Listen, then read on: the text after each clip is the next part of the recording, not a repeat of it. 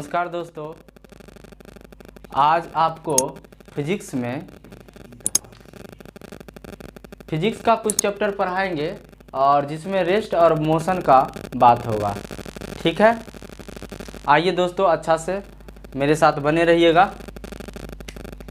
सबसे पहले भौतिकी, इससे पहले हम विज्ञान की जानकारी बता देते हैं कि विज्ञान को जो है ना 3 भागों में विभाजित किया गया है। पहले क्या है, फिजिक्स, केमिस्ट्री एंड बायोलॉजी, जिसका एक ब्रांच है फिजिक्स, उसके बारे में बताते हैं। फिजिक्स जो है, फिजिक्स शब्द कहाँ से आया? फिजिक्स शब्द ग्रीक भाषा फिजियस से लिया गया है, जिसका अर्थ होता है नेचर यानी प्रकृति। अब इसके परिभाषा के बारे में जानते हैं। परिभाषा की बात किया जाए तो भौतिक प्राकृतिक विज्ञान की वह शाखा है जिसमें गति, गुरुत्वाकर्षण, समय, अंतरिक्ष में होने वाली घटना के संबंधित चीज़ों की जानकारी प्राप्त होती है। अब फादर ऑफ फिजिक्स की बात किया जाए तो इसमें पेचीदा है। अब इसमें 3 वैज्ञानिक के बारे में नाम लिया जाता है। एक पहले सर आइजैक न्यूटन, गैलीलियो, उसके बाद अल्बर्ट आइंस्टीन के बारे में लेकिन ज़्यादातर मेनली न्यूटन्स के बारे में ही ज़्यादातर जानकारी मिलता है। अब आते हैं दोस्तों ब्रांचेज ऑफ फिजिक्स। अब इसका शाखा कौन कौन सा है? यांत्रिक यानी मैकेनिकल, इसके बाद उष्मागतिकी जिसको हम थर्मोडायनामिक्स बोलते हैं, प्रकाशिकी यानी ऑप्टिक्स, इसके बाद विद्युत चुंबक है ना, उसके बाद जिसको हम इलेक्ट्रिक मैग्नेट कहेंगे, ध्वनि विज्ञान यानी साउंड साइंस, ETC है। अगर फादर ऑफ साइंस की बात किया जाए तो हम गैलीलियो को बोलते हैं, यानी गैलीलियो गलीली, ये पूरा नाम है। इनका जन्म 15 फरवरी 1564 ईस्वी में हुआ था। ये इटालियन है, ये खगोल शास्त्री भी हैं, क्या कहते हैं, भौतिकी वैज्ञानिक भी हैं, इसके बाद गणितज्ञ भी हैं। चूँकि हम जानते हैं कि गैलीलियो साहब ने आप सूक्ष्मदर्शी का भी खोज किया। आगे हम बहुत और भी चैप्टर होगा, मैं इसके बारे में डिटेल से बताऊंगा। आगे हम रेस्ट एंड मोशन के बारे में हम चैप्टर के बारे में बता रहे थे, तो इसके बारे में हम आपको जानकारी देंगे। वो मेनली जो भौतिकी क्या है इसके बारे में आपको इंट्रोडक्शन के रूप में थोड़ा बहुत समझाने की प्रयास किए हैं। उम्मीद करते हैं कि ये थोड़ा बहुत आप जानकारी लेना बहुत ज़रूरी था, क्योंकि कभी कभी पूछ देता है कि फिजिक्स क्या है, इसके फादर ऑफ फिजिक्स कौन होते हैं, ये कहाँ से लिया गया, ये कौन वर्ड है, ये सब पूछता है, तो फिर हम आपको बताएं। अब आगे चलते दोस्तों रेस्ट एंड मोशन के बारे। रेस्ट माने क्या होता है? विराम।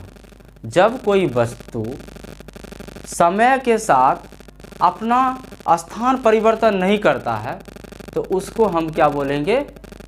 विराम।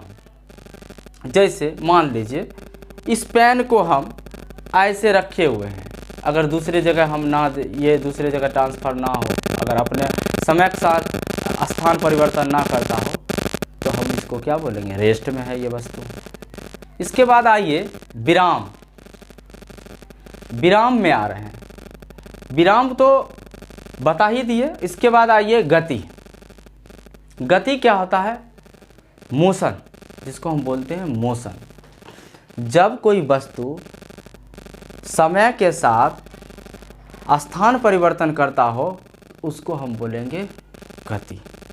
जैसे मान लीजिए कि आपको कुछ उदाहरण दिए हैं, वायु में उड़ता हुआ वायुयान, चलती हुई नाव, चलती हुई मोटर कार, आप चल रहे हैं, वो भी एग्जाम्पल है गति का। आप समय के साथ क्या कर रहे हैं? समय का ये स्थान परिवर्तन कर रहे हैं। ठीक है, हम आगे बढ़ते हैं दोस्तों। कुछ भौतिक परिभाषा भी मिलती है, उसके बारे में भी कुछ जानकारी दे देते हैं। जैसे दूरी है, किसी दिए हुए समय अंतराल में वस्तु द्वारा तय किया गया मार्ग की लंबाई को दूरी कहते हैं। ये दोस्तों अदिश राशि होता है। क्या होता है? अदिश राशि। क्या होता है? अदिश राशि। ये सदैव पॉजिटिव होता है, यानी धनात्मक होता है। ठीक है।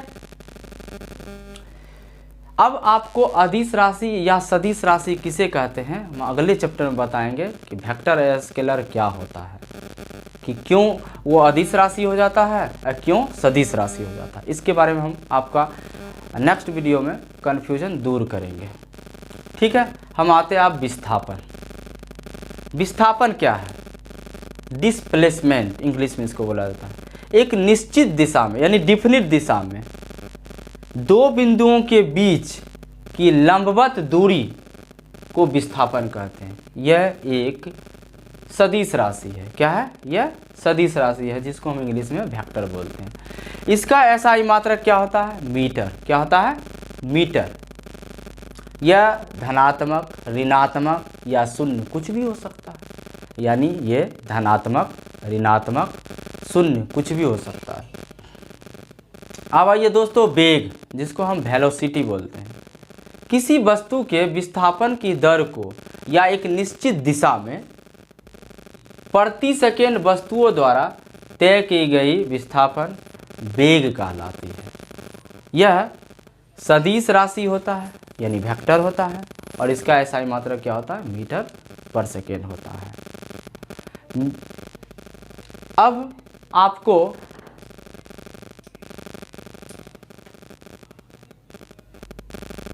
हाँ तो दोस्तों अब नेक्स्ट के तरफ जाएं, इससे पहले आप इसका स्क्रीनशॉट ले लीजिए। थोड़ा सा हम हट जाते हैं।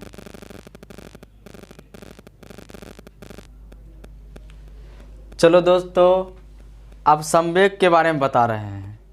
संवेग किसी वस्तु के द्रव्यमान और वेग के गुणनफल के वस्तु का संवेग कहलाती है। जैसे आपको अगर कहे तो इसे P द्वारा सूचित किया जाता है। किसके द्वारा सूचित किया जाता है? P के द्वारा। और P बराबर mv, यानी ये द्रव्यमान है और ये क्या है? वेग है। इसका SI मात्रक क्या होता है? मीटर पर सेकेंड होता है। ठीक है। अब आइए त्वरण। किसी वस्तु के वेग में परिवर्तन की दर को हम त्वरण कहेंगे।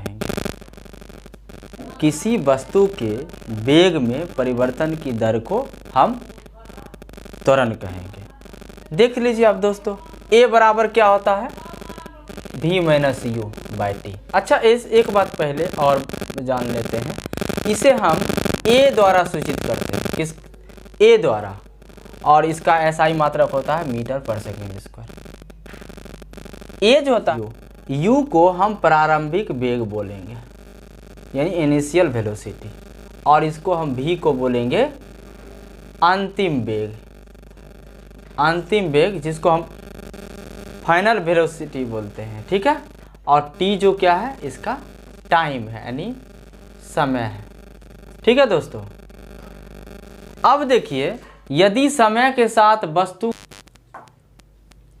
A बराबर v-u/t, U को हम प्रारंभिक वेग बोलेंगे, V को हम अंतिम वेग बोलेंगे, और A तो त्वरण है, यानी T को समय बोल, यानी A बराबर v-u/t होता है। ठीक है दोस्तों। अब आइए मंदन क्या है।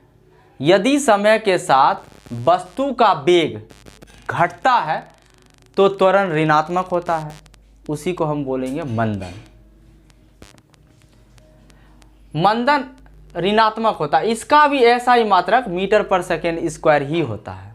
अब आइए टाइप्स ऑफ मोशन, कुछ टाइप्स गति के प्रकार हम बताते हैं। जैसे रैखिक गति हुआ, जब कोई वस्तु सरल रेखा या वक्र रेखा पर क्या करता हो? गति करता हो, उसे हम क्या बोलेंगे? रैखिक गति। जैसे ट्रेन की गति हो गया, सड़क पर दौड़ता हुआ बालक हो गया, ETC। वृत्तीय गति, जब कोई वस्तु वृत्ताकार पथ पर गतिमान हो, यानी गति में हो, तो उसे हम वृत्तीय गति कहते हैं। जैसे पृथ्वी की गति, नाभिक के चारों तरफ इलेक्ट्रॉन की गति, जिसको हम इससे सूचित करते हैं इलेक्ट्रॉन को। हम केमिस्ट्री चैप्टर में इसका डिटेल्स से बताएंगे, इलेक्ट्रॉन, प्रोटॉन, न्यूट्रॉन क्या होता है।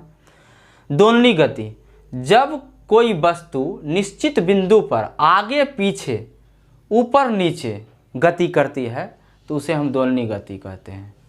ठीक है दोस्तों, जैसे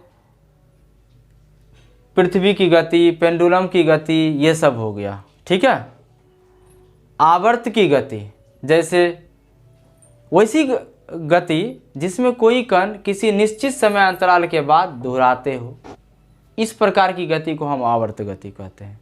इसी तरह देख लीजिए घूर्णन गति, वैसा गति जिसमें कोई कण किसी बिंदु के चारों ओर बिना स्थान परिवर्तन यानी स्थान परिवर्तन ना करता हो और घूमते ही रहता हो, उस गति को हम घूर्णन गति कहते हैं। ठीक है दोस्तों, जैसे नाश्ता लट्टू, चक्की की पाट, etc। अब जैसे एक और गति आपके पास बचा हुआ है अनियमित गति। जब कोई वस्तु अपनी गति की दिशा अनियमित हो, मतलब इरेगुलर हो, रूप से परिवर्तित होती हो, उसे हम अनियमित गति कहते हैं। जैसे मक्खी की गति, फुटबॉल की गति, ये सब क्या है, एक निश्चित गति नहीं है उसका। आप अगर किक मारते हैं फुटबॉल को तो आप किसी भी दिशा में दे सकते हैं, है ना। इसी तरह मक्खी या फिर कोई और भी कीटाणु इधर से उधर चलते ही रहती है, जिसे हम अनियमित गति कहते हैं। तो ठीक है दोस्तों, आज यहीं तक। आपको कैसा लगा वीडियो कमेंट्स में ज़रूर बताइएगा, क्योंकि आपका कमेंट्स हमें मोटिवेट करता है।